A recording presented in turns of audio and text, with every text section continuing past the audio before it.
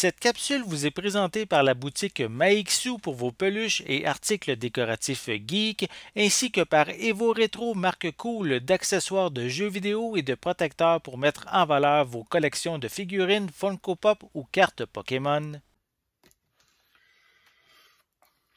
De toute évidence, mon ami, Harry Potter, c'est pas nouveau. Sur une édition PS5, Hogwarts Legacy, c'est le jeu de l'heure, c'est le jeu du moment.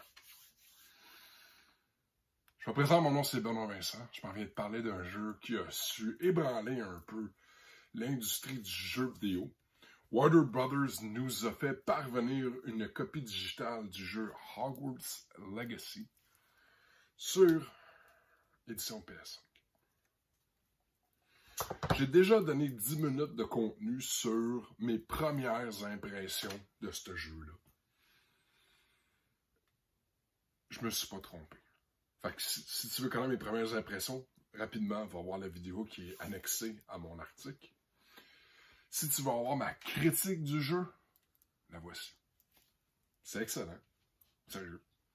C'est un excellent jeu RPG à monde ouvert, open world, où est-ce qu'il est facile de perdre des centaines d'heures, mais ça ne t'apprendra pas plus que 30 à 35 pour faire le tour. De une maison. De 4. Fait que ça, c'est agréable au niveau du jeu. Il y a un beau facteur rejouabilité qui s'installe. Puis je vais tout de suite, en tant qu'aujourd'hui, à ce jour, là, présentement, là, il n'y a aucun vent de DLC, de personnages additionnels, de maps ajoutées secondaires. Ça se peut que ce soit tout du vent, mais à partir de mon moment présent aujourd'hui, pendant que je suis en train de faire ma vidéo, il n'y a rien. C'est un peu rafraîchissant, je vais t'avouer. Le jeu, il est complet. Tu sais, t'as pas besoin après ça d'aller courir à gauche puis à droite puis ramasser tes sous ou d'aller ramasser des achievements, des réussites pour avoir le droit à jouer ce qui s'en vient bientôt. C'est là. Tout ce que tu as à faire, c'est de ramasser ta manette, de t'installer, de partir découvrir. Harry Potter, c'est un univers où est-ce que les livres existent déjà, les jeux vidéo existent déjà, il y a une panoplie de films, puis encore plus de livres, dans tous les formats possibles. On était dû pour quelque chose de rafraîchissant. Puis je ne sais pas à quel point Fantastic Beasts, c'était vraiment quelque chose. Tu sais, c'est annexé, c'est cool, là, mais... Puis moi, personnellement, j'ai eu un petit peu de difficulté avec le IP Harry Potter. Quand ça a commencé, j'étais pas un fan. Ayant joué Hogwarts Legacy, d'entre-mes-temps, j'ai écouté les films au complet, puis je me suis pas endormi. C'est sorti le 2/10/2023, le 10 février. Jeu de rôle aventure, édité par Warner Brothers Interactive. L'éditeur, c'est... Non, c'est ça, c'est Warner Brothers Interactive.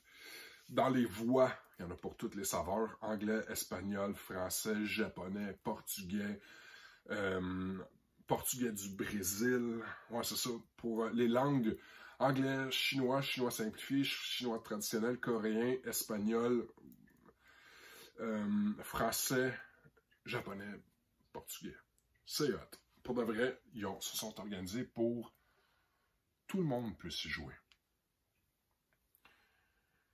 C'est côté adolescent, teen, pour consommation d'alcool, langage grossier, sang, violence fictive.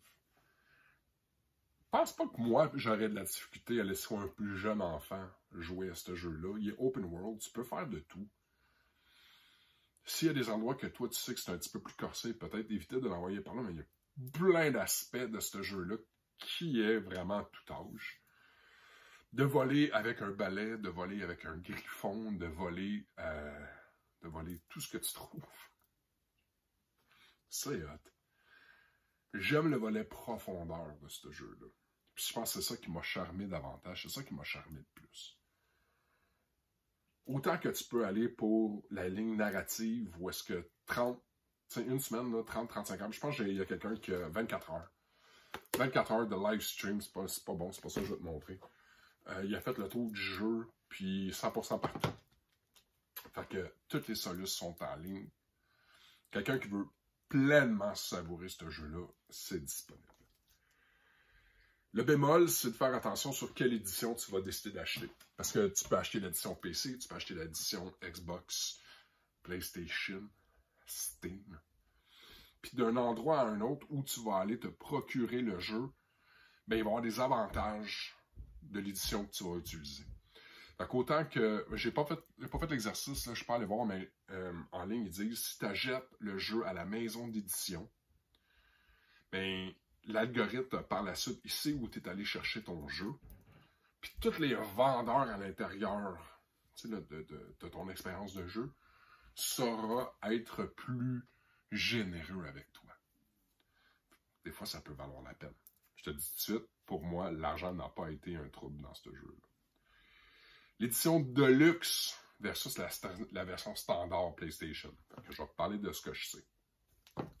Édition standard, on parle quand même de jeux de 89,99 $. Ça, c'est le prix à sa sortie. Tu as le jeu Hogwarts Legacy, tu as des quêtes exclusives. Si tu prends la Deluxe, soit 99, 10 $ de plus, tu as le jeu Hogwarts Legacy, tu as les quêtes exclusives, tu as le pacte de magie noire, tu as le pacte de le calo, dans le fond, l'uniforme magie noire, puis tu as aussi accès au Dark Arena. Puis ça fait toute la différence si tu veux level up tes personnages plus tôt que plus tard. J'ai pas regretté mon temps, j'ai pas regretté mon gameplay. L'édition physique, c'est peut-être quelque chose qui aurait pu être cool. Il y a une baguette qui vole au-dessus d'un grimoire. Fait que pour ceux qui sont fans de physical media, ça peut être cool. Qu'est-ce que je peux te dire de plus? Parce que je veux pas ruiner ton plaisir. Ou est-ce que ce jeu-là, instantanément, c'est immersif. On s'est installé pour jouer. On a fait le choix de mettre la PlayStation 5 et ça a été difficile de lâcher le jeu. Rapidement, tu trouves tes repères, tu trouves ce que tu as besoin de faire.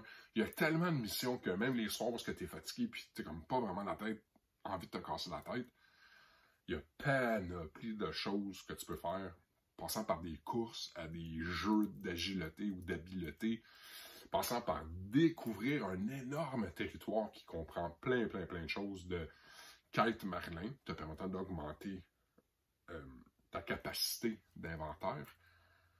Autant que tu as des quêtes où est-ce que tu dois tuer des araignées, ou tu dois tuer des Dark Lords, ou des Dark Wizards, ou peu importe. Puis tout ce que tu vas affronter sert à venir bonifier certains aspects de ton jeu. Fait que tu fais jamais rien pour rien. Fait que même quand tu arrives tard le soir, puis tu t'installes, tu as à peine soupé, puis tu veux jouer, puis tu veux juste relaxer, tu avances quand même la narrative de ton histoire. Tu veux t'en tenir juste à l'histoire? Ben, Colibin, tu peux aussi. Tu peux faire les 4 histoires ultra rapido, savoir ce que tu as besoin de savoir si tu es curieux. Puis par la suite, savourer.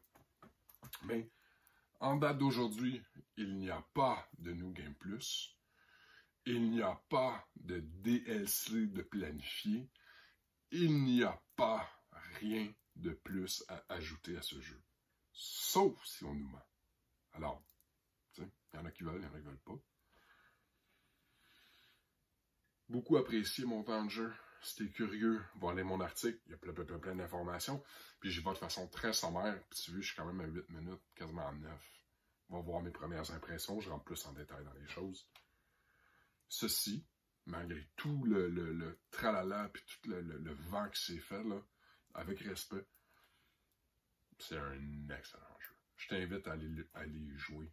Écris dans les commentaires plus bas qu'est-ce que tu en as pensé. Pour le jeu, contre le jeu, avec le jeu. Combien de temps t'es rendu? Qu'est-ce qui t'a fait le plus triper? C'est le genre de conversation qu'on veut avoir avec toi. Sur ce, merci encore pour Ciné Techno.